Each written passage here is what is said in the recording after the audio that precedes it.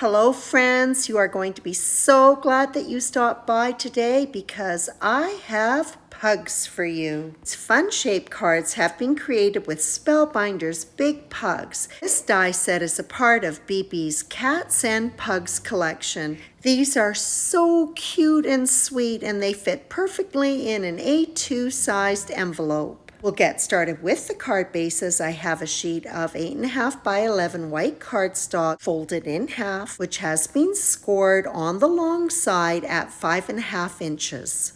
The outline die was positioned so that the top of the head would overhang the crease line of the folded paper. The top of the head will be misshapen, so this die was used to cut a piece of portobello cardstock, and this will be adhered to the card base. When this die cut is adhered, it will first be lined up to the bottom of the card base. Created 2 cards. The baby card was made just with the Big Hugs die set.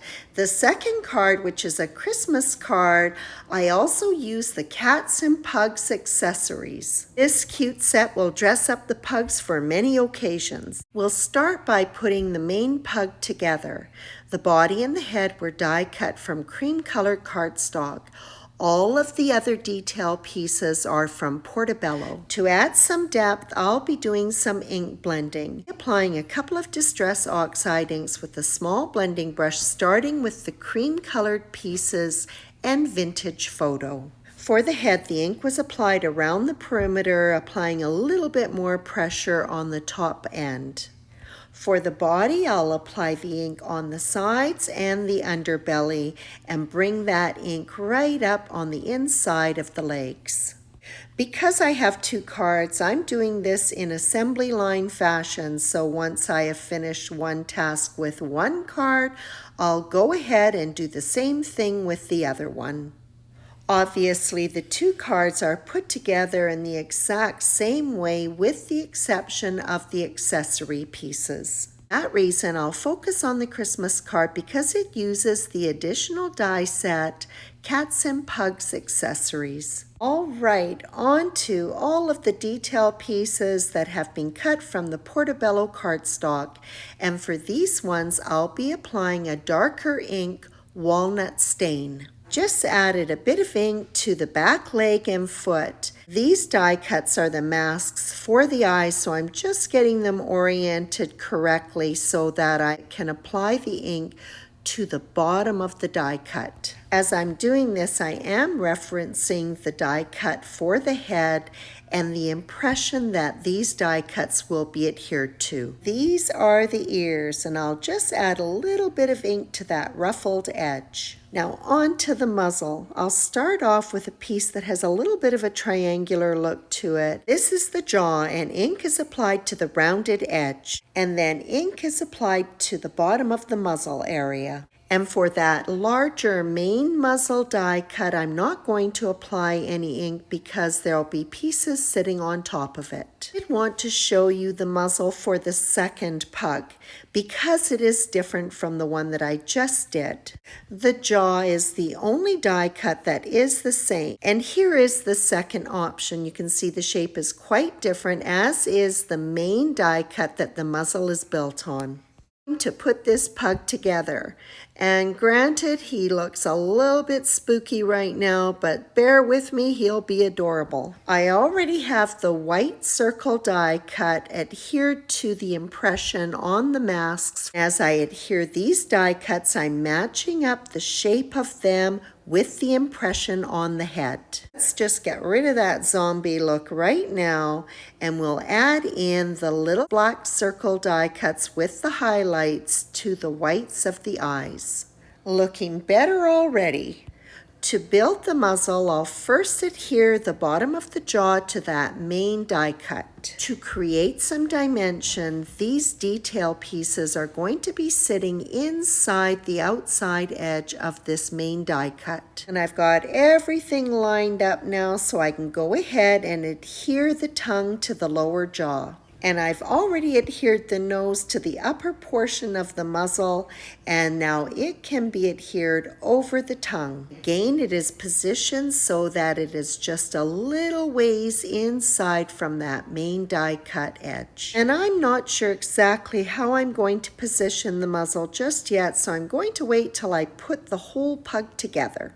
For the main body and head, I've also used those dies to cut black foam. And I thought I had adhered those little black details to the eyes, but apparently I like the zombie look. I wanted dimension, but I didn't want to go overboard. Without the foam, the head would be adhered directly to the body. But with the foam, I would have to pop up that head again. So to avoid that, I have trimmed that rounded area, and there is an impression where the bottom of the head would be adhered to the body. I've taken this additional step so that there would be greater depth when the back legs are adhered to the card base. When the body is adhered, it is placed just inside the outline of the pug, leaving a thin border. And then the back foot and leg are adhered, and they will be recessed because of the foam-backed body. And then the head is adhered, fitting neatly in the pocket that was cut out from the body. Okay, now I'm finally going to for sure get rid of those zombie eyes. Isn't it amazing how much difference a little detail like this can make? And I'm going to adhere the muzzle so that it just slightly overlaps the bottom of the masks for the eyes. And that completes the pug. And so now we can have fun with the accessories. The Cats and Pugs accessory die set has lots of really cute elements that can be incorporated. I've die cut this cute scarf from rose gold metallic paper.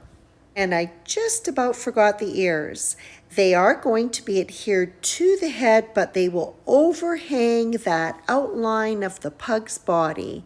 So I'm going to add some liquid adhesive along the ruffled edge and then use a foam square to stabilize where it overhangs. And again, I am making sure that it is just inside the outside edge of the outline so that it leaves a thin border. So I'm going to put these outrageous glasses on this pug. I have 2 die cuts of Christmas trees, and I'm adding a little furrow of what I think is snow along the bottom, and those will be attached to the top of these rose metallic glasses. They look very Elton John to me. These are just so much fun. I adore them. Each tree will be topped up with a rose gold glitter star. And of course I've lost one, and so I have to set it aside and die cut another one. Several holly leaves were die cut from this same rose gold glitter paper. They are being adhered to create a pattern on the rose gold metallic bandana. Pretty fancy, but it is Christmas. These coordinated metallic papers come from a new set that Spellbinders has released called Treasured Cardstock. They are available in rose gold, gold, and silver, and obviously I'm using the rose gold. Each pack contains 5 different styles of metallics, and you get 3 of each. They are really gorgeous. And I don't want anything to slip and smear on this beautiful metallic paper, so I'm going to set some weight on top until it dries. And that's a good time to recut that star that I lost. So the set comes with antlers, and yep, I had to use them. So now I bet you're wondering, can this pug get any cuter? And the answer is yes. I'm going to adhere the Christmas spectacles with foam squares.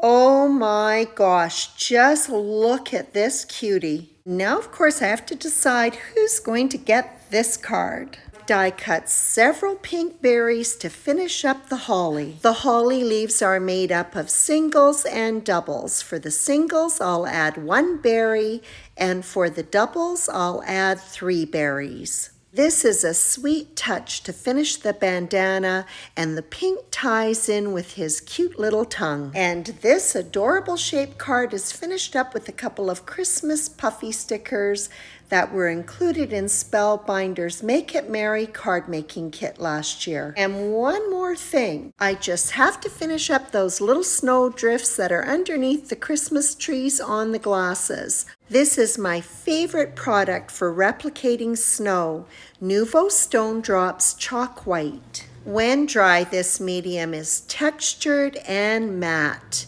It really does look like snow. And for my second card, the Baby Shower Pug, those accessories are included in the Big Pug die set. The hot foil sentiment was created with balloon greeting sentiments.